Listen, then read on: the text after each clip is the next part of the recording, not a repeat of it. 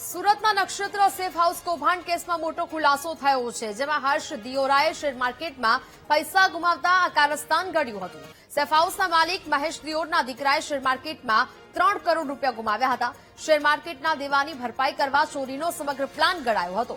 શેફની duplicate ચાવી બનાવીને 6 લોકરમાંથી ચોરી કરવામાં આવી હતી. 2 કરોડ 67 લાખના 206 તોલાના સોનાની ચોરી કરવામાં આવી હતી. છેલ્લા 11 વર્ષથી લાયસન્સ સાથે સેફ હાઉસ ચાલી રહ્યું હતું. શહેરના જુદા જુદા 4 વિસ્તારોમાં આવેલી નક્ષત્ર સેફ હાઉસની શાખાઓ છે. 2 મહિધરપુરામાં, 1 સિંગણપુર અને 1 શાખા વરાછામાં કાર્યરત છે. એક શાળામાં 600 થી 700 લોકર રાખીને સેફ હાઉસ આપતા હતા.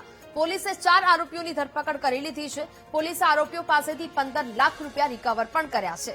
બાકીના પૈસા રિકવર કરવા પોલીસે તપાસ શરૂ કરી છે. हमने जो लॉकर के ओनर हैं जिनका नाम महेश भाई दियोरा, उनके दोनों बेटे हर्ष भाई और हरि कृष्णा, उनको हमने पकड़ा. जब उनसे क्रॉस क्वेश्चनिंग की तो हमें पता लगा कि उन्होंने एक आदमी जिसका नाम मनीलाल है उसको हायर किया, जो डुप्लीकेट चाबी बनाने का काम करता है, और उसकी मदद से जो 6 लॉकर हैं उसको तोड़ा और उसमें से लगभग 2 करोड़ 67 लाख जितना सामान जो है वह चोरी किया. पूछताछ करने पे हमें पता लगा कि जो चोरी करने का कारण है वह इस प्रकार था कि उनका जो एक बेटा है उसने शेयर मार्केट में लगभग 3 करोड़ रुपए जितने हार गए थे, जिसकी भरपाई करने के लिए उन्हें ये कदम उठाया और इस पूरे बनाव में सिंगनपुर पुलिस स्टेशन में FIR दाखिल की गई है.